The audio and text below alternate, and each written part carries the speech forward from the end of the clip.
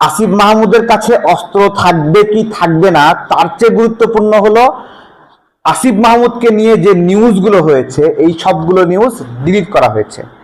আমরা দেখলাম ঢাকা পোস্ট, বার্তা 24 সহ বিভিন্ন গণমাধ্যমের নিউজ যে আসিফ মাহমুদের ব্যাগে বন্দুকের গুলির ম্যাগজিন পাওয়া গেছে, গুলি ভর্তি ম্যাগজিন পাওয়া গেছে।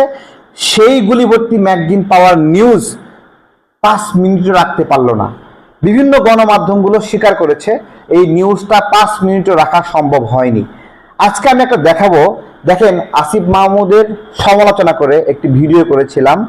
এই ভিডিওটি আমি আমার ফেসবুকে দিয়েছিলাম যে আসিফ মাহমুদ যে অপরাধগুলো করেছে, প্রশাসক নিয়োগে জালিয়াতি, নিয়োগ জালিয়াতি, বিভিন্ন ধরনের টেন্ডারবাজি, তারপরে আওয়ামী দোসরকে টেন্ডার ঠিকাবাজি দেওয়া হয়, এমন একজনকে টেন্ডার দিয়েছে যে এখনো জেলখানায় রয়েছে, জেলে বসে আসিফ মাহমুদের কাছ থেকে সে টেন্ডারের ঠিকাবাজি নিয়েছে।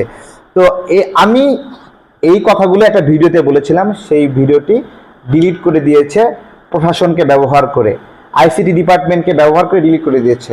আসিফ মাহমুদের বিরুদ্ধে কোনো নিউজ, কোনো খবর, কোনো সমালোচনা ফেসবুকে থাকতে পারে না। এবং ফেসবুক, ইউটিউব এসব বিষয়ে আসিফের এক্সপার্টনেস সর্বোচ্চ পরিমাণ ব্যবহার করেছে। বিভিন্ন বট বাহিনীকে ব্যবহার করছে। তার ফেসবুকে গেলে ভিয়েতনামের নাগরিকরা সেখানে গিয়ে লাভ রিয়েক্ট দিচ্ছে, চাইনিজ নাগরিকরা লাভ রিয়েক্ট দিচ্ছে, এবং এগুলো লাভ রিয়েক্ট, এগুলো বিভিন্ন ধরনের রিয়েক্ট সে কিনছে।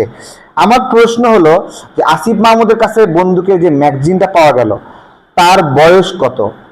26 বছর, 25 বছর বা 27 বছর? একটা বন্দুকের লাইসেন্স পেতে কত টাকা ট্যাক্স দিতে হয় আপনারা জানেন?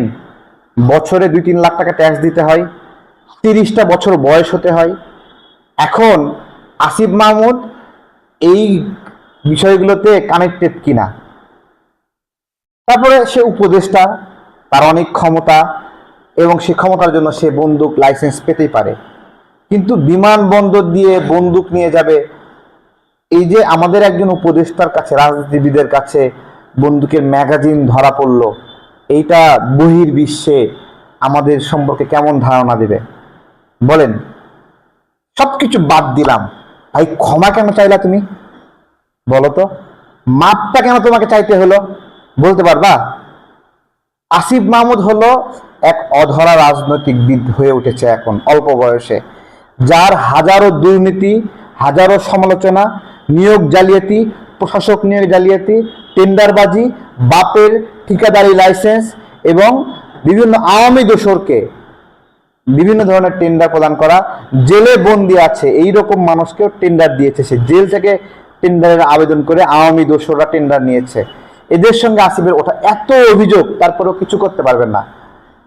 এই শিশু উপদেষ্টাকে করার মতো কেউ কিচ্ছু নাই, এবং তার যত অপরাধ অপকর্ম সবগুলো দায় নিতে হচ্ছে ডক্টর ইউনূস স্যারকে। ডক্টর ইউনূসের যতগুলো দুর্নাম আছে, সেই দুর্নামের অন্যতম দুর্নামের ভাগিদার হলো এই আসিফ মাহমুদ। কিন্তু কিছু করতে পারবেন না, তার কিছু করার কোনো সক্ষমতা নাই। সরকারের সক্ষমতা নাই, নাকি এই বাচ্চা উপদেষ্টাকে লাই দিয়ে দিয়ে তাকে মহান বানানোর চেষ্টা করা হচ্ছে? দেখেন, চট্টগ্রামে মেয়র দেওয়া হয়ে গেল, সেম একই ঘটনায় ঢাকাতে সে দক্ষিণে মেয়র দেবে না। মেয়র না দিয়ে কি করবে? নিজেই মেয়রের দায়িত্ব পালন করছে। হ্যাঁ, নিজেই চামড়া ব্যবস্থাপনা করছে, বলতেছে যে 24 ঘন্টার মধ্যে সমস্ত বজ্র দূর করা হবে। যখন বক্তব্য দিচ্ছে 1 ঘন্টা পরে দেখা যাচ্ছে যে বজ্র দিয়ে ঢাকা শহর ভরা। তাহলে সে হলো এলজিডি মন্ত্রী, সে ক্রীড়া মন্ত্রী, সে কর্মসংস্থান মন্ত্রী, আবার সে ঢাকার মহানগর, ঢাকার দক্ষিণেরও সে মেয়র। এত লোভ করে তো হয় না। আর এই লোভের ভাগিদার ডক্টর ইউনূস স্যার এভাবে বয়ে বেড়াবে, আর ওই মুরাদনগরে এলাকায় গিয়ে গিয়ে মাস্তানি করবে আওয়ামী দোসরদেরকে সঙ্গে নিয়ে নিয়ে। এই যে ধর্ষণের ঘটনা ঘটলো, তাই না? কে করেছে? করেছে আওয়ামী লীগের লোক। ভিডিও করে বেজ্জতি করলো আওয়ামী লীগের লোক, তাই না? দোষ দিল বিএনপির কাঁধে। এটা হলো আসিফ মাহমুদের ক্যারিশমা। এই চলতেছে সামগ্রিকভাবে, মিডিয়াগুলোকে এমন ভাবে নিয়ন্ত্রণ করছে।